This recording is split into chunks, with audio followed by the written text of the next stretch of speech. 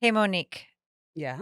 do you remember when we started this podcast? We thought about all of the women in our life that we would love to interview. Yes.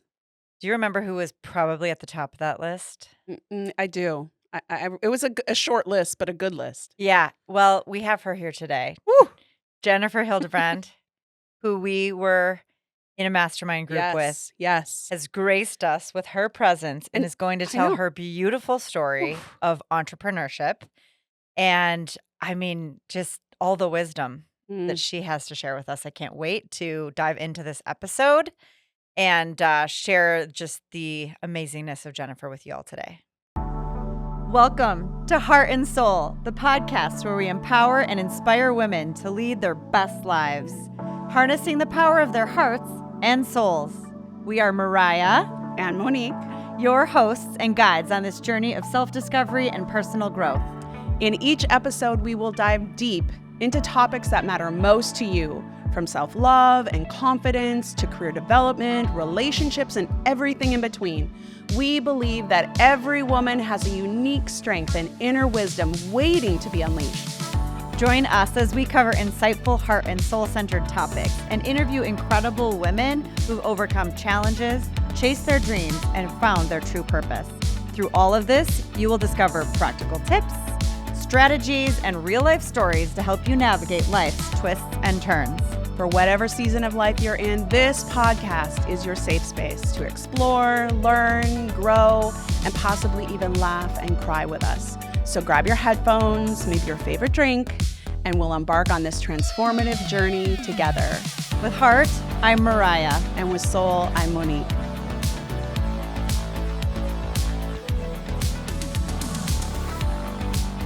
Hey, Jennifer. Hello. We're so excited to have you. This Yes. is such a treat. A, that you came all the way to film with us or record with us in person from Southern Minnesota. I mean, anytime we get to spend with you is just a blessing. So Well, ditto. I thank am you. honored to be here. We always like when we have guests to kind of share a little bit of our backstory of how we know you and ultimately why we just had to have you here. So I'm going to turn it over to Monique to Yeah. style that in. Okay. So I think, so I have like romanticized, ideas in my mind of how I meet people. So if this is not accurate, like just go with it. It's my story. I'm sure I'm it's sticking to- better than the real story. I think we were doing online, right? Mm-hmm. Maybe, and we hadn't met in person until maybe like a couple sessions of the Correct. mastermind group. Right. We were put in this mastermind group, so we didn't know you at all Yeah. before we were in the group. And I remember hearing your story and being like, "Whoa, this lady's like kind of like awesome." And then I met you in person. I'm like, wait, she's fucking hilarious. On top of being awesome, she could be like a comedian and also no bullshit, but also one of the most kind people. I mean, you're just kind of, to me, my first impression was like, you are a lot of different things at a really big depth. Like you have just like these really deep roots on a lot of things. Like you're holding no bars, but yet funnier than crap, but yet super sweet and kind and generous. So top that. Oh, man. Let me try. I should have come here sooner. Oh gosh. We're all about making people feel the love. Mhm. Wow. And I remember that video call that we did for the first meeting of our mastermind as well. And I remember that Jennifer had to step out of where she had just given a presentation or was the Mm. speaker.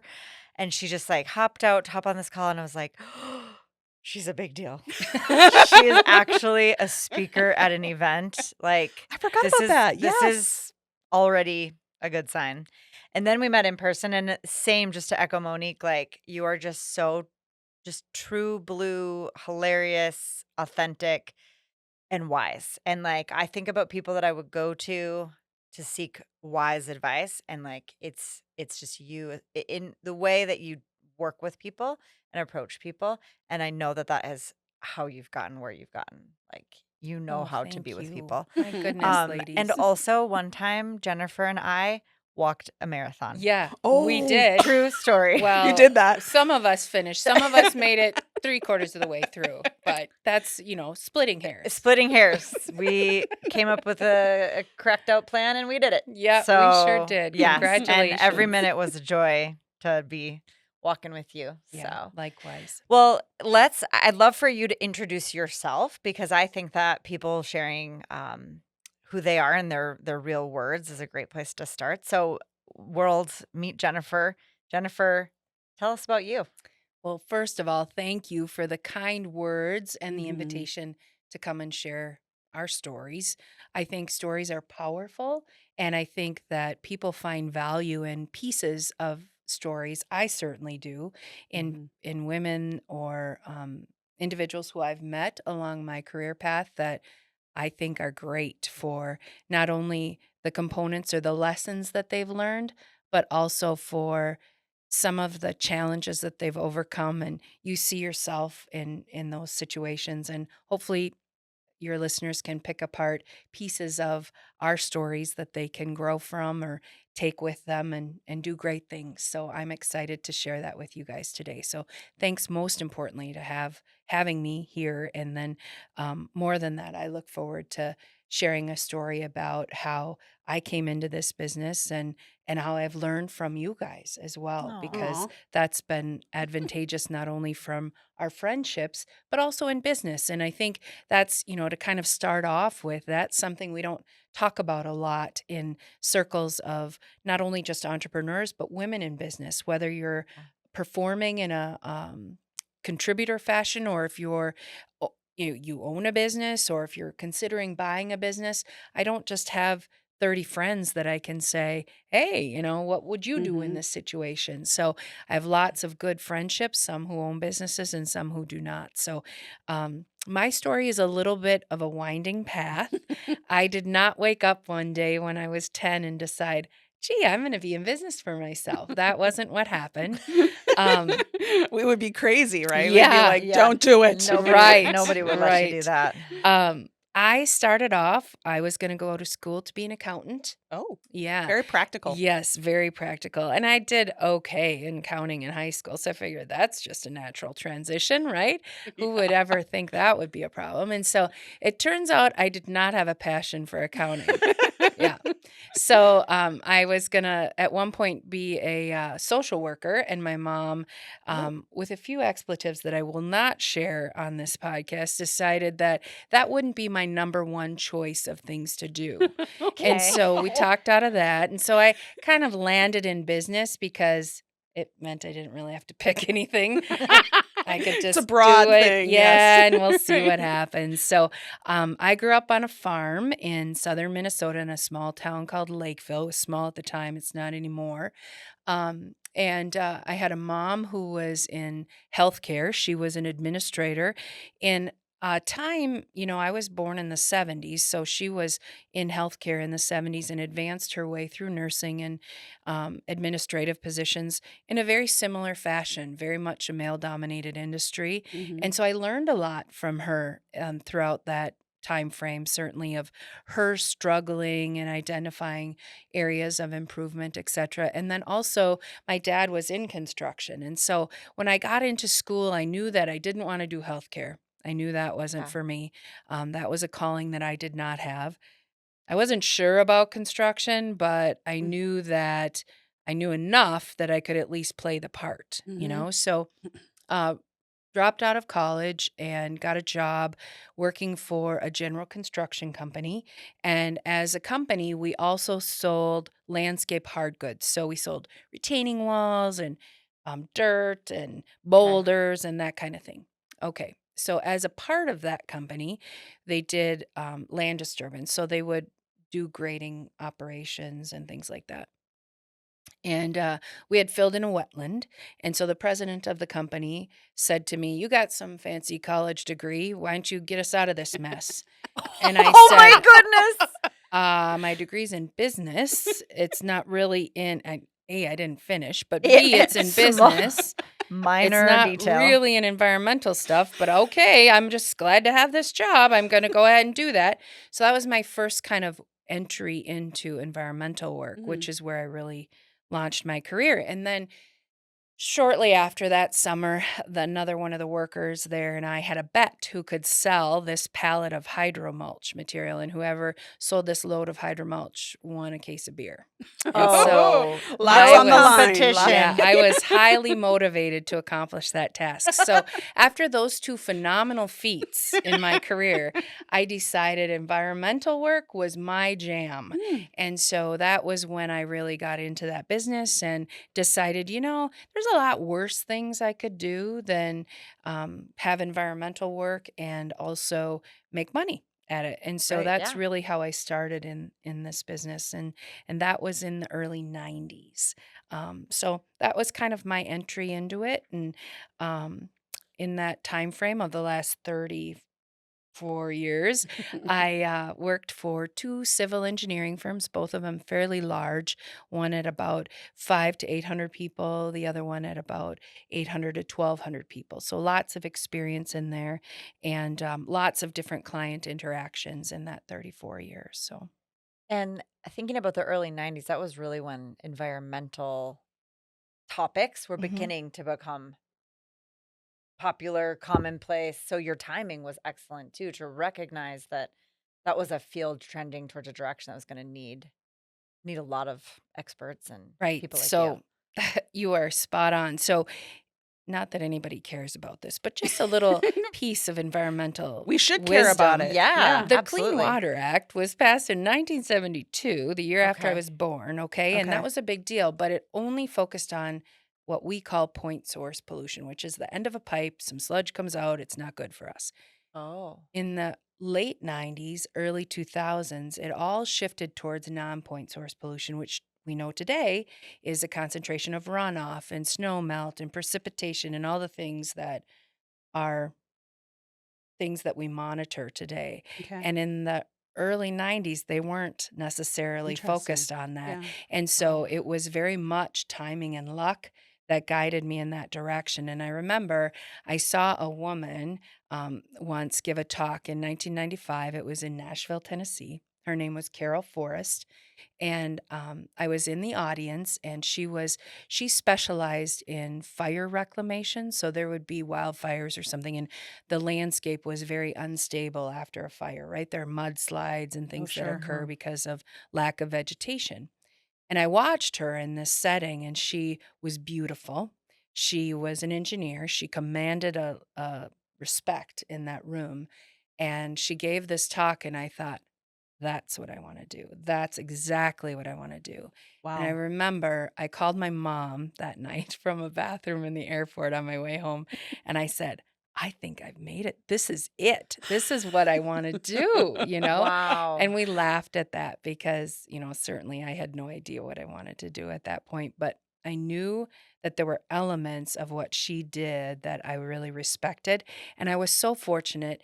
I'm going to guess it was probably the mid 2000s, I got the opportunity to tell her that because she Oh, and I wow. co-taught after that, and it was wonderful to be able to tell her what an impact she had on my life. Yes, like a mentor. Yeah, Oh, you for just gave me sure. goosebumps. Yep, Like seriously, it's so important to have those it mentors, is. those people to look up to and pursue like that path Yeah. and to then get to tell them Yeah, that acknowledge it. impact and Yes. co-create with them. I mean, that's amazing. It was amazing, and it was so rewarding. She's since passed away, but the advantage that I had was to be able to have her know Mm. that she had an impact on my life, Mhm. and I Mhm. really think that changed the way that I looked at other women in this business, and how can we extend a hand or create an Yeah. opportunity. They have to work for it. She didn't give me anything, right? She didn't tell Mhm. me Right. she's going to blaze a trail for me or anything Right. That was not her job. nostalgic. Nope.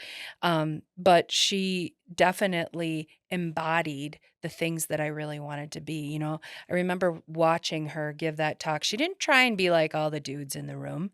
She knew she was different, and she embraced that difference. And I really think that impacted the direction or the trajectory that I was growing towards. So, So let's talk or hear a little bit more about exactly what it is that you do, how you came to be a business owner yeah. in what we've touched on already a little bit, a predominantly male dominated field of engineering and Mhm. civil engineering firms and environmental work. So your story is so riveting that I'm just like, Yeah. tell us more. Yeah. Well, thank you. It's not so riveting to my family. Well, I should it have never them listen is. to this. Maybe it's just the presentation that I'm lacking Yes, on. they're Yeah. gonna love this. um, well, starting in the early 90s, like I said, I worked in that general construction firm. And then, I don't know, probably 10, 12 seasons, something like that. It was a family run business.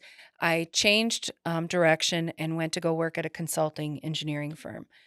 And I knew that I wanted to do something other than sales. Sales and operations at that time were fulfilling, and I learned so much, so many things that I still use today in a Mm. small business, but Mhm. you don't know that you're learning them at that time. Anyway, moved to this civil engineering firm, and it was my first sort of real professional gig that I had to go to an office and I had to like dress up, and it was legit. Yes. And so, started off as a practitioner, and then I had the opportunity to advance at that firm, and I grew the service offering. And in the civil engineering space, it's about the groups of services. So grew that service offering on environmental compliance to 11 people. Mm. And that lasted about 8 years, 9 years. And again, it was a space where it was me and a few other women. There weren't a lot of women in that business. And it was growing something from nothing, right? They didn't Mhm. have that service area, but the timing was beautiful, of Yep. course, because non-point source pollution was becoming a bigger deal. So I wasn't an engineer. That was the first kind of big hurdle. And Yeah. then the second thing was providing a service that engineers didn't really want to mess with. They wanted to build a bridge, they wanted to design a roadway, or they wanted to do infrastructure. They didn't want to mess with environmental compliance, but yet it was an important part of the success of whatever they were trying to Right. accomplish. So that was really what keyed me into, I think there's a market here. I see a Mm. hole. And Yeah. yeah, I Mhm. Yeah, see and if I something got that really needs good at filling. this, Yeah. Mhm. then I could provide that service. So I did that, and then worked for a short 4-year stint for a general construction firm that Mm. got themselves into a little trouble from an environmental compliance Okay. standpoint. And we built a program around how to get them out of trouble. Oh, wow. And that's really what carried me on to the last position that I held for a little over 11 years with another civil engineering firm that we built again a compliance program. They had some things, but we kind of drew that together, grew that to a service offering of about 9 people. And then I kind of wanted to do something other than only environmental. I didn't want to get rid of it, but I Mhm. wanted to expand my horizons. So with the support of that company, I went to them and said, I'm looking at advancing and growing beyond this. I'd like to do something on my own, maybe start a company or purchase a company. I'm not sure yet. And kind of what do you think? And they supported that. And I give them a lot of credit for that as a company, because that's not easy to do when you No. have a No. performer that comes to you and says, Yes. I want to make a change. You could say, yeah, no, I'm not supportive of that. But they didn't. They supported that. And I went through some iterations and identified an opportunity of a female who wanted to sell her business. And so in 2019, we came to the conclusion that buying her business would be a good idea. She was interested in running for political office, and she was successful in that pursuit. So I was able to purchase her business. And at the time in 2019, we had about 15 employees. And I'm happy to report today we have about 40, just over 40. Wow. What? And the name Wow. of our company is Professional Engineering Services. So go figure, they let a non engineer purchase professional engineering services. But we do have 9 registered engineers that work with us, and a whole slew of scientists, and some civil technicians and teachers and researchers. So I'm very fortunate to work with the best group. I'm a little biased, but I think the best group of Yeah. people on the planet. So Oh my gosh. I I'm think I yeah. think your business background too was important, because if you had just very, been an engineer, you wouldn't have like the business acumen behind it, right? very. So it's probably wise that they sold to a non-engineer person, because you're able to run it as a business versus just all we know is engineering. I mean, you came with the environmental stuff, so you have more depth, you Right. know? Right. I'm just thinking about the invisible ties throughout that Mhm. story. going back to the original company you worked for where they were like, "Can you just go ahead and get us out of this mess?" Yeah. Mhm. And then later, you're back in the shoes of working in a firm where you're Yep. getting somebody out of a mess. And then the way the women work in there too, like how you've Mhm. had these different women step in at just the right moment. And there's just like it's magical to look back. And I think that's what I love about these conversations is a Yes. lot of it is the women reflecting back on their own stories and then realizing themselves like, God, there were so many interesting pivot points that had they gone a different direction, it would all be different, but look how beautiful it's turning out. So, Right, absolutely. yeah. So, my husband and I have a 20-year-old son who is always looking for the next thing that he's going to accomplish and not always making great choices. All Mhm. right, we've all experienced that. Yes. I certainly did growing up. But recently, he and I were having a conversation, and I said, it's funny. I'm a spiritual person. I Sure. believe in someone having a divine plan for my life, and Mhm. I'm not always listening to what that divine plan is. Um, but I look back, and I shared this with my son. Every single position that I had, even though I didn't realize it at the time, was preparing me for what I'm doing today. Wow. And those little pieces that Wow. you can pull from those positions, Yes. they are exactly where I need to be. So I could tell you today, at the age of 54, that I am absolutely living an authentic presence that I have never lived prior to this point, because Wow. it really is in such a fashion that all of your experience, even things you don't realize you're learning, you may not have all the information, but you just have to make a decision. You may be an outsider in a group of, practitioners, and you have to figure out how to fit in and figure out what they need.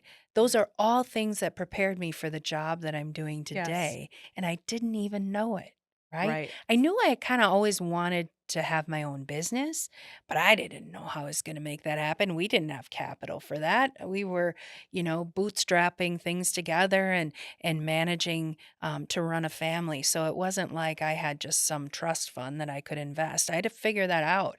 Mhm. And so I just really, if anybody's listening to this and they're kind of thinking, I've got this itch, this entrepreneurial itch, Mhm. and I think I can do this. Mhm. My advice to them in a nutshell is, if you have the drive and the will, you're going to figure out the path.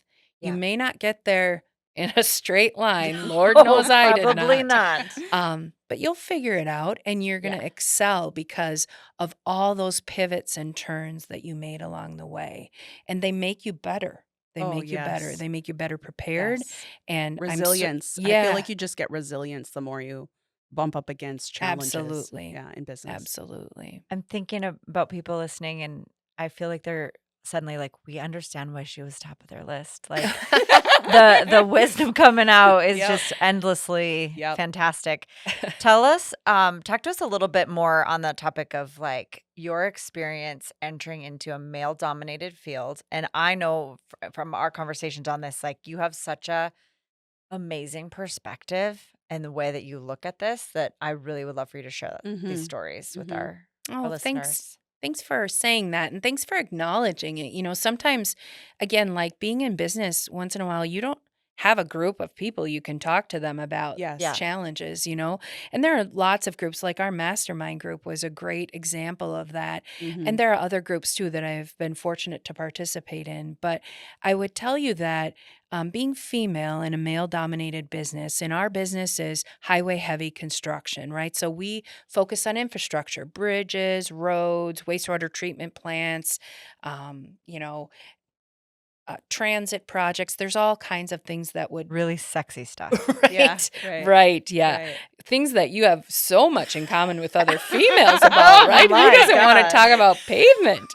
Um, but nonetheless, what I find interesting is that oftentimes, well, first of all, I've been doing this on and off for 30 plus years, right? So I'm used to being the only female in the room. I'm used to being the only female at the table, in the meeting, on the project, right? Mhm. Yep. That's commonplace. It's getting better, but it is not different. It's Mhm. still today as challenging as it was. And so being female in a male dominated business isn't so abnormal to me. Like, I was an odd duck to begin with, right? So, you kind of figure that out. But what I find interesting, and I have a colleague of mine who um, we have worked together for 20 years. I know this gentleman well. I know his wife, I know his family. He is a fantastic human being. Probably 5 years ago or so, when I purchased the business, he said to me, "Well, that whole women in construction thing, that's better today, right? That's gone. That's not like it Oh, used to wow. be." Whoa. My initial reaction was to tell him, "Really? Why don't you grow a pair of breasts and walk across a construction site Yeah, and tell me if you feel like that," see how right? that goes. But I didn't, because he was sincere. He wasn't coming at that with Yeah. malintent. He was coming at it saying, "It's better today." I mean, Right. we're 30 years in. It's a generational shift. It's got to be Mhm. better. And my answer to that is, it's not necessarily overt like it was. You know, Right. 30 years ago, you may have gotten cat calls when you walked across a Yes. construction job. I didn't. I was never in that vein of things, Oh. but people have, right? Mhm. Now I would say it's less overt, right? It's Covert. covert, Covert. Uh-huh. right? Where it's still happening. It's still perhaps malicious. It still doesn't have the best of intentions, but now it's pushed a little bit further Yes. underground.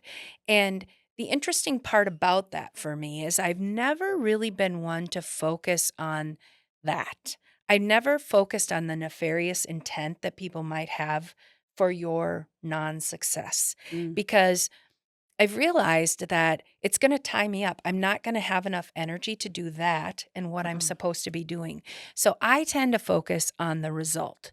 If Mm. I focus on the result of what I want to achieve, Mhm. that leads me down the path that all this other noise that's happening is exactly that. It's noise, and it's gonna happen whether I try and prevent it or not, Right. right? You But get if angry about Yep. it, it doesn't matter, right? Right, It's not worth your exactly. time. But if I focus on the result Yes. Yep. and I work hard and I am focused on Yeah. what needs to be done, the hard homework, research, whatever Mhm. that needs to be done to get to that result, I don't allow myself to get distracted. Now, it doesn't mean sometimes it does not get my dander up, because it does. Yes. There are days when I can tell you I feel like I'm 20 again and we Mhm. haven't progressed forward at all. But I give younger women who are newer in their career a piece of advice. I tell them that those are obstacles in your path of success. But if you focus on the result, those simply become a comma in the story of that I love success. that. They Oh. are not necessarily anything worth noticing. You don't notice if the comma's there or the comma's not there. Mhm. You notice the path of that result. And that's really where I tend to focus, because guess what? It's still there. It still exists. There are Mhm. challenges in construction and other businesses too, right? I would bet my mom's since passed away, but if she were here today, I'll bet she could tell me similar stories from the Right. healthcare industry or Right. wherever. Those are going to be there. But I think sometimes if you allow yourself the freedom to really move past them and not get contained or snared in their web of function, that you then have that story to yourself. And Yeah. I can tell you a story about a comma if you Oh my Yeah, want. please. gosh. We'd love to hear a Yes, story. absolutely. Yes. Okay, so this is a good story, and it's nothing that is perhaps unique to me, but it Mhm. was so telling of the importance of the result versus the obstacle. So I was working at a company, and the company doesn't really matter at this point because it's not beneficial and it's not relevant to the story. But I met with a leader in this company, and I was encountering obstacles about delivering a program, right? And so this environmental program was kicking along and we were getting obstructions. And so I was going to talk to the leader about how to get around these obstructions and why I thought that the way that the process was set up could be a little bit better, and there were some, pieces that I needed their support on changing. And as I progressed through my description of the obstacles, this person in leadership, who happened to be male at the time, said, "You know, you're a little bit abrasive in how you're describing these Hmm. issues, right?" And so Okay. I was like, "Oh, okay. I'm 40 something when we're having this conversation. So I'm thinking, yeah, I've got opportunities to improve and learn. Yeah. Great. All right. So we continue to have the discussion a little bit. And then he said, I think you're kind of a bit aggressive in the way that you're approaching that situation. Mm. Why don't you collaborate more and see if you can't, get people kind of on board with what you're encountering for resistance, and then maybe you'll have better success, right? Mm. So now the first scarlet letter of being too abrasive, Abrasive. and then the second scarlet letter of being too Mm. aggressive kind of resonated. And then finally, I think the piece that sort of made me shut down is he said, I just think you're so adversarial in how you Oh, approach this, right? Why don't you do your best to really figure out a way to meet them where they're at?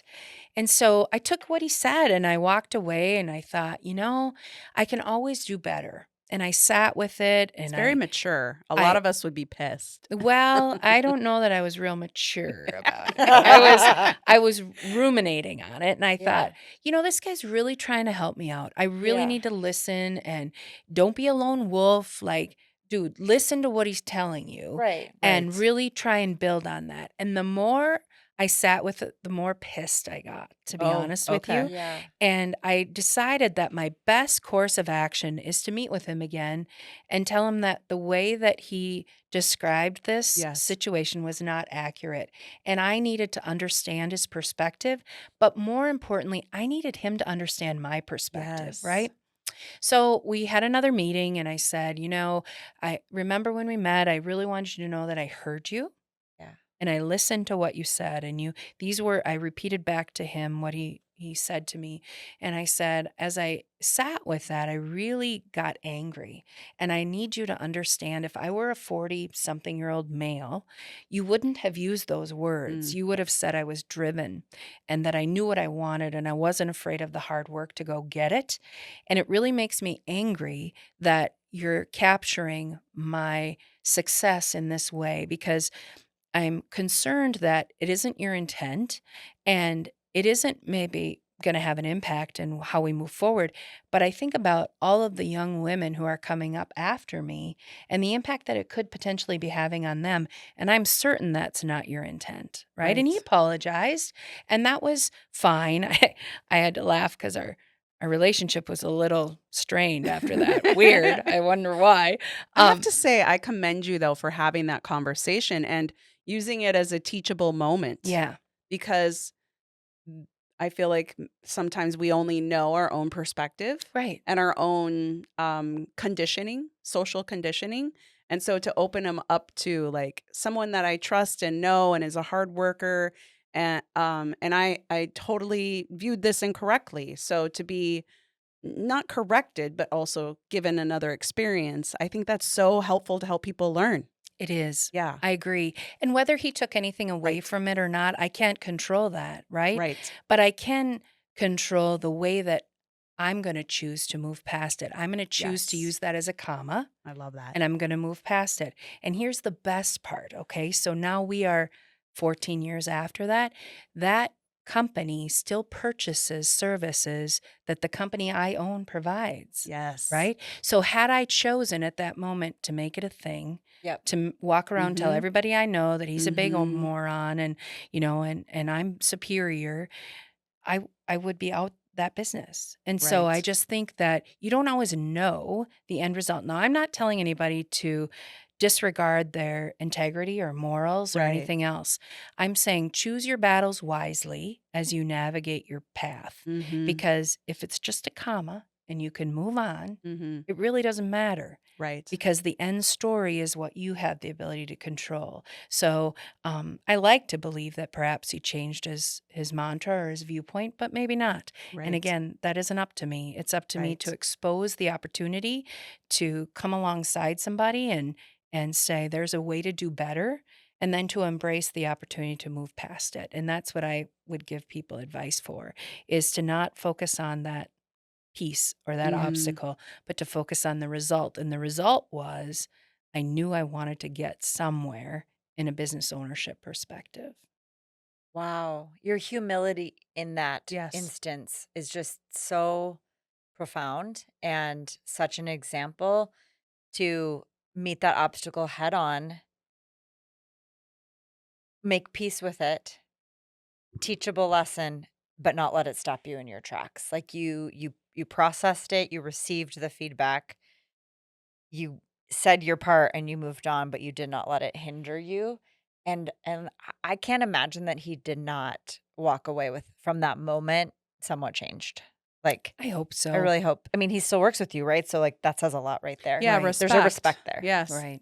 I will tell you one thing, my 20-year-old self, or even probably my 30-year-old Yeah. self, would not have had that same patience. They'd have probably said something snarky Yeah. and it would have been a thing then. Right. Yeah. And so I think with age, in my case, let's hope, Well, knock on wood, came maturity and the Mhm. maturity to say the long term play is what we're after here, not the short term Yes. win of the battle, but the long term win of that play. We all know that we've reacted poorly out of anger, Yes, right? I we I can't have. say I haven't done it, and we've all probably as females in business been dismissed and Yes. felt ourselves being minimized by others. I'm not saying he did that, but when you can take the high road and yes. educate and sit with someone, that's where real change happens, in my opinion, versus fighting and Right. getting your hands dirty because that doesn't promote more that doesn't promote people to evolve. It promotes people to stay where they're at. So when you take the Yeah. high road and you teach and you have integrity and you come at it, like I feel like that's the best way you could have handled that scenario. So bravo. Well, thank you. You know, it's funny because I think as women, we have a little bit more opportunity to be empathetic to those Mhm. who are experiencing a struggle, right? And so I don't know what it's like to be Black because I'm not Black, Right. right? Yes. But I maybe have a little bit of a sensitivity or understanding to what it's like to be the only female in a Yes. room of men, whatever heritage or ethnicity they might be with. Mhm. And so I find that in an environment where you're leading a company that has the opportunity to include diversity and equity and inclusion in your Mhm. space and Mhm. authentically create a space for people to be successful, doesn't matter to me necessarily what reason they were held back in their previous career. Mhm. But if I can create a space at a company where they won't be held back, I don't care if you've been there 29 days or 29 years. You have the opportunity to show value and you have the opportunity to have support in Mhm. in demonstrating that value. I think as females, we can come alongside people and say, "Look, I don't know your path. I don't necessarily have experienced your path, but I'm here to say, I'll help you Mhm. identify that obstacle and I will affirm that that obstacle is real and I will brainstorm with you on how to get around it Mhm. rather than saying, suck it up, keep Right. going. You can Right. do better, right? Don't be so aggressive. Right. And sometimes that's not the best advice. Yeah. No, not always. Not unless You someone's can screaming. help you can help people pick out their commas Yeah. Mm. and Yeah. say, you can let that be a deal breaker. You could let that be the step you couldn't climb, or you could look at that as a comma Right. and hold my hand, let's go together. Right. And that's beautiful. Do you see that now at the company that you're building under your leadership? Do you have efforts for diversity and inclusion? And how is that looking now as you sit in the leadership seat for what you Yeah. do? Great question.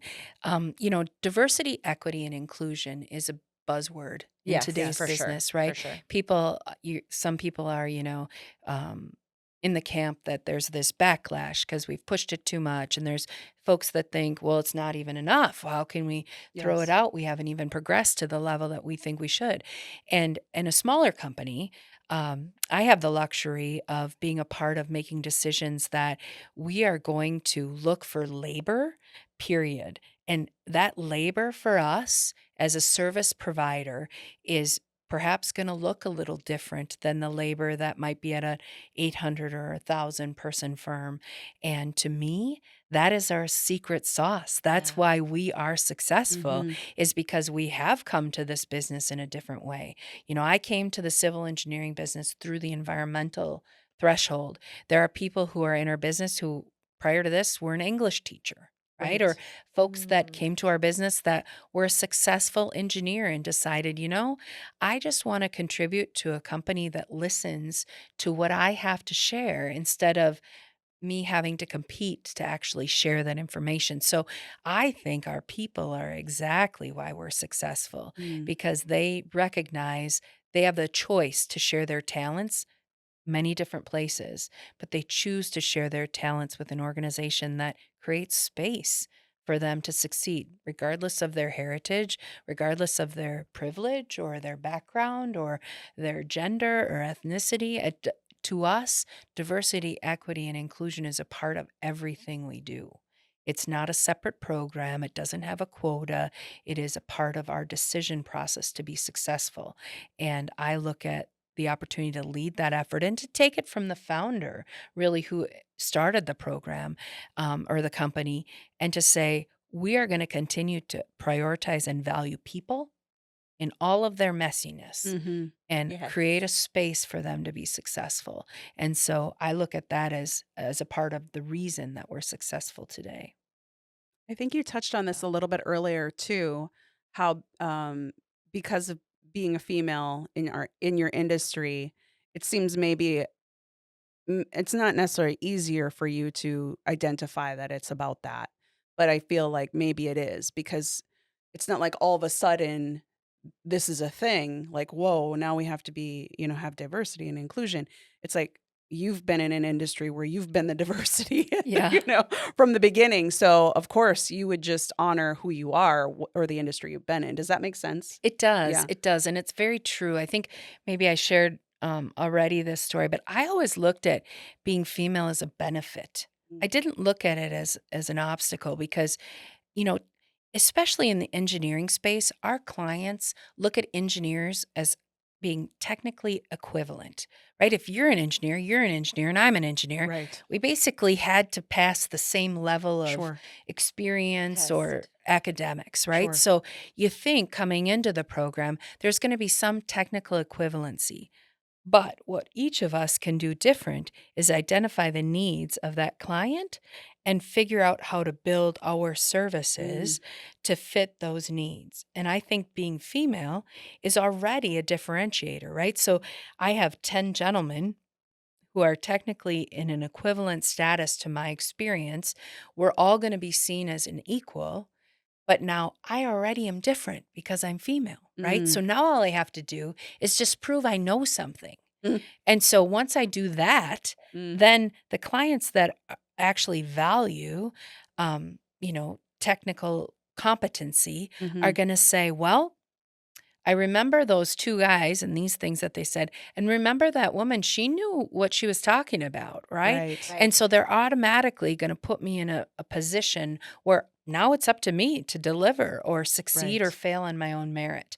But they're going to remember me as opposed to male counterparts. So I never really looked at being female as a negative. I looked at it as an opportunity to prove value, certainly, but to differentiate myself amongst my competitors. And so I think that that opportunity is still there today.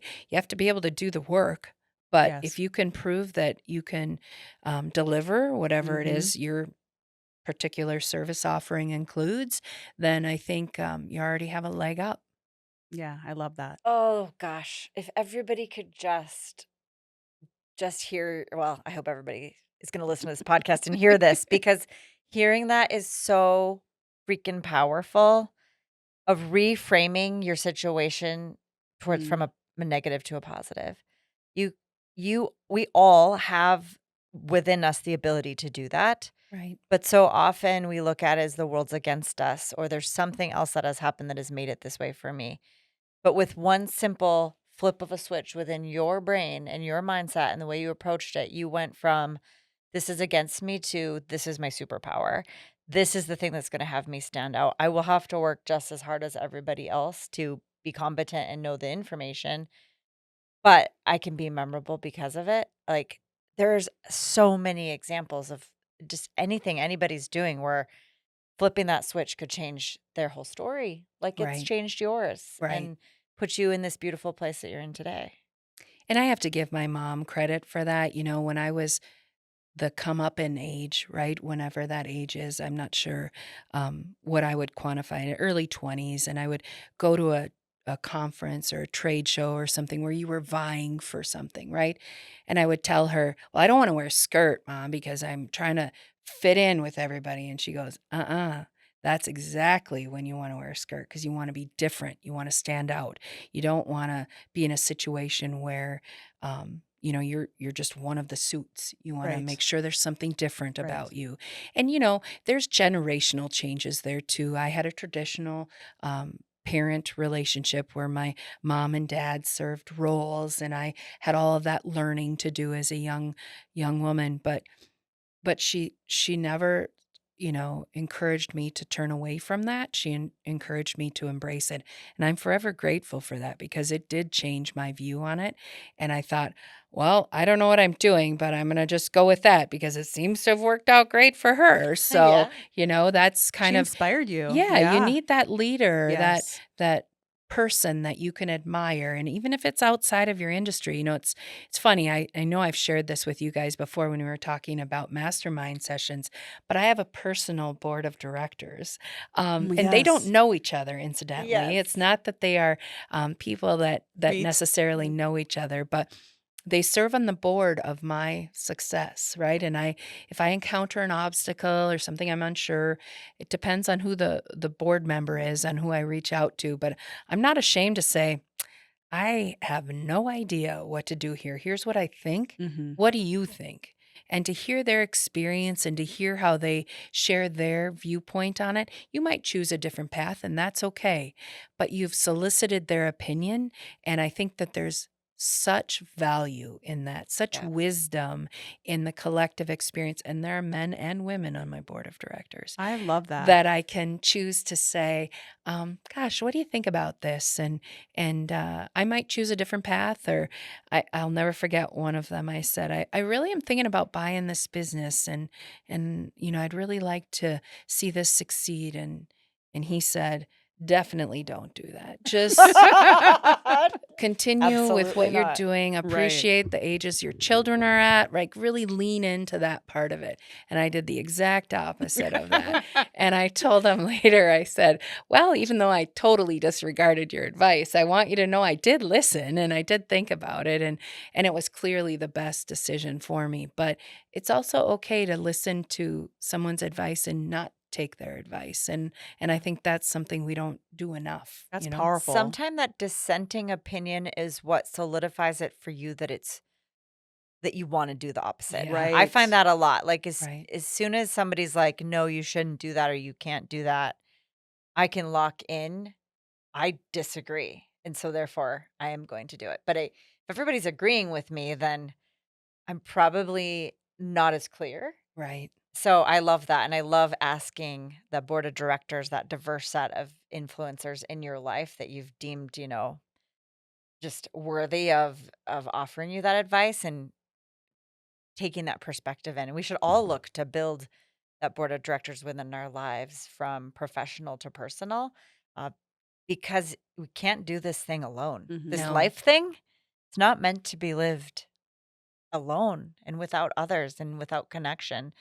And continuously looking for the like, what is it? The top 5 or the top 5 people you spend your time with Oh, are, yes. the most like, the biggest example of what Who you your life become is or gonna be something. like, or Yeah, yeah, right. like, I don't know, we'll figure out what the actual quote is. I'm terrible at quotes. But, I mean, who you associate with says so much Right. about your energy, your opportunity, which is a natural segue into kind of, wrapping up this conversation around the work that we've done together Mhm. as just each other's confidants and advisors in business, and the work that we've done. And Monique and I, started this podcast talking about our mastermind group and how we came to Yes. be, both how we met through a mastermind, Yes. now how we've met you through this. Yes. So I'd love to just kind of hear from you, your perspective on choosing to participate in groups, for that type of connection, and sort of maybe some of the biggest takeaways that you've had in your experience. That's a great question. So, um, being an only child, I am notorious for building really good one-on-one relationships. I don't do well in a group. If it's a big group, I tend to fade away, or I play the humor card, which, I've gotten really good at You're pretty over the funny. course of the year. So So, funny. but some of that, as you know, is a defense mechanism. When Yes. you're nervous or something, Yes. if I just crack a joke, then everybody laughs and it's fine. Well, that's fine unless you want to be taken seriously. Then that can be a little bit of a deterrent. So that being said, I have a great group of girlfriends now that I'm old, and I rely on them. They are wonderful, and I love them. They are my soul sisters. Um, we were a book club, and I think I went to about 3 or 4 meetings of the book club before I realized not only had I not read any of the books, neither had any of them. We were just coming to get together and drink Yep. wine, basically. And so that's wonderful, and I use them. They're all in my board of directors for different things, life-related decisions, and sometimes I talk about business with them, but that's really outside of it. But that's about the only large group of female friends that I have ever had in my existence. And so I have lots of 1 or 2 relationships, from this particular interaction or that interaction, but I'm not a big group person. And so when I first was introduced to this mastermind idea and how I met you both, I'm like, oh, 4 people. It's kind of a lot. It's kind of a lot. And how am I going to build a relationship? And I'm not sure I have all this time to listen to them drone on and on about whatever it is they want to talk about, right? I had all these preconceived notions. And what I loved was as we continued to meet and talk about each of our business backgrounds, I thought, well, darn, we have more in common than I thought we were gonna. And, that was really what I was interested in most was to hear. So I chose to purchase an existing business. Now, there's lots of people that choose to start a business, Yes. right?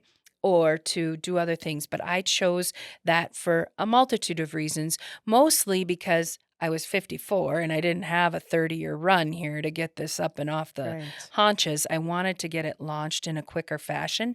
And I also was interested in name recognition Sure. because being a non-engineer, starting an engineering Oh, business, sure. that's weird, right? So how would I play that in the marketplace? So this all worked, but I wanted to get introduced or communicate with other women who were successful in business so that I could pick apart the pieces from what they were doing Sure. that I found success, and also kind of have a safe place to say, is this normal? Like, do you guys feel this way? Or is this just me that feels this way?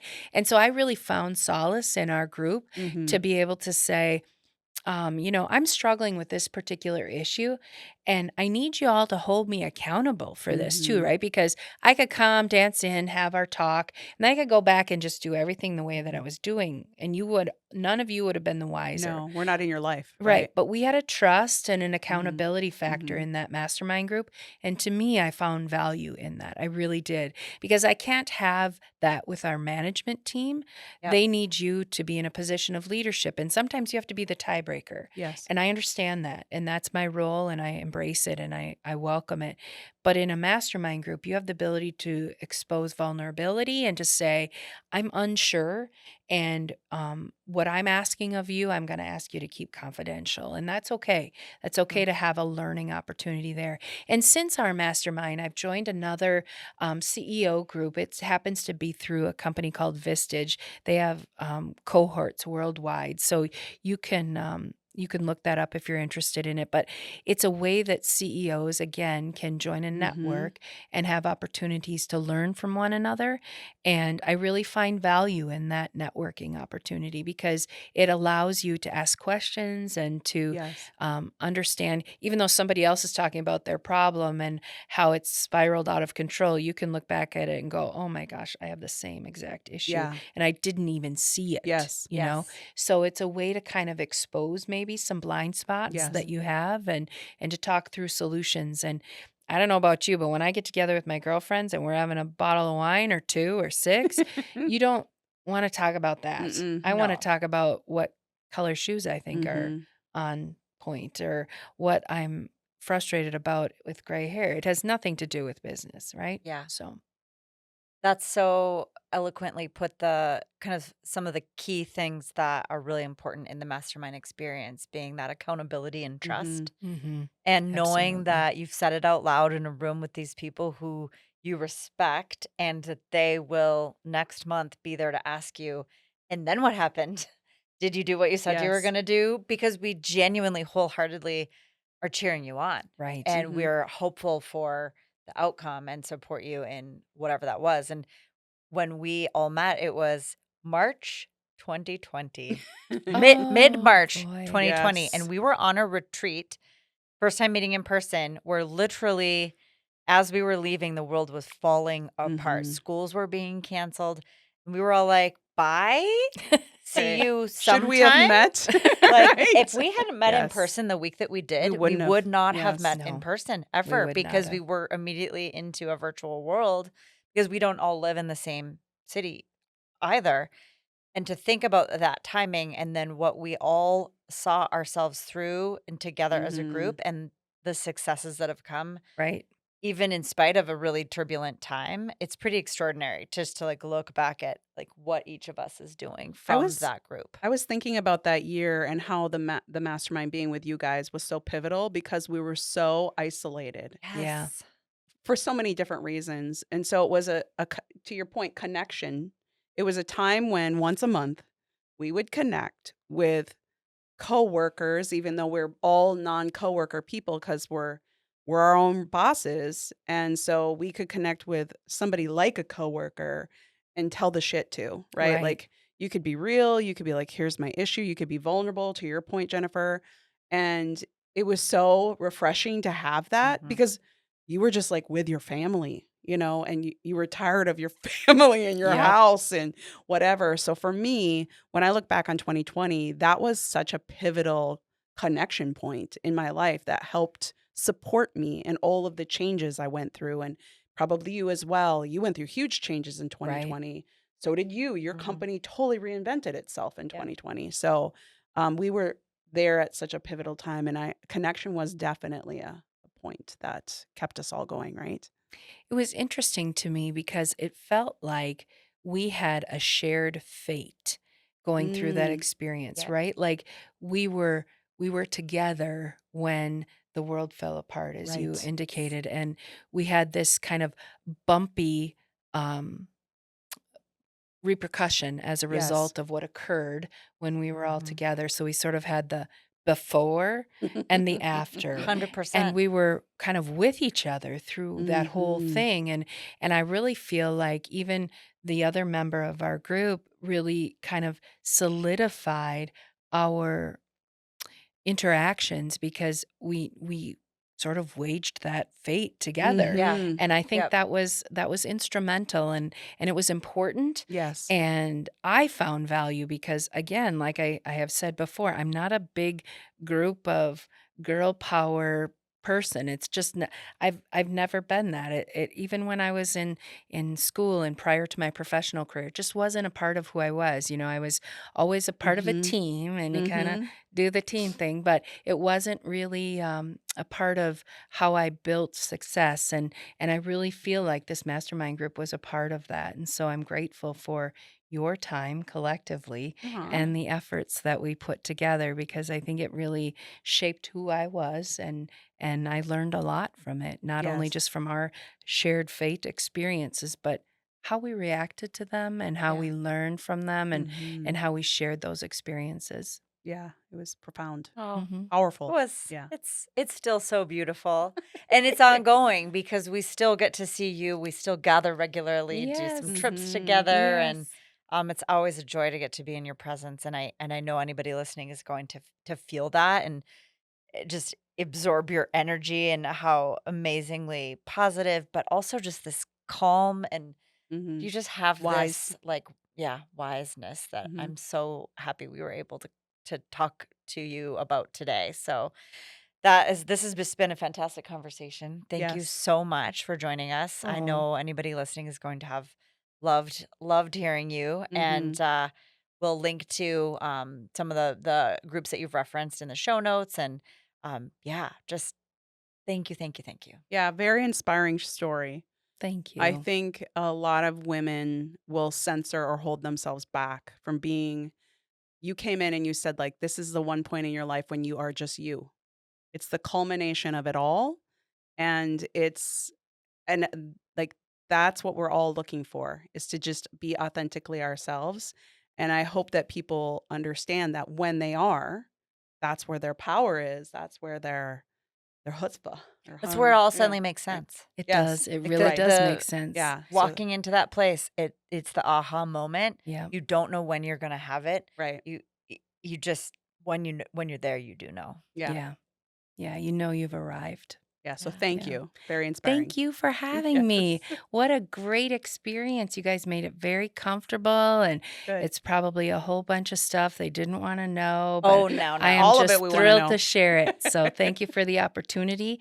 And I'm really excited for you guys and the success of this Aw. podcast and the way that you're reaching out to folks who maybe wouldn't traditionally try on the idea of entrepreneurship or Right. business or leadership or Right. whatever that looks like in their lives. So, for anybody listening who's kind of considering it, you two are a phenomenal resource. And I would Aw. encourage them to continue to listen to whomever you might bring on to be a part of it. I just feel lucky that I got to be a part of it. So, Oh, man. thank you. Thank you. Cheers, friends. You've just finished another episode of the Heart and Soul podcast.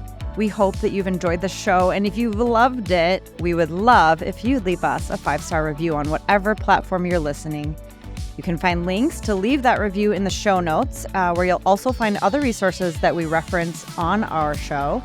And if you think a friend could find value in today's episode or any future episodes, please share this episode with them on social media.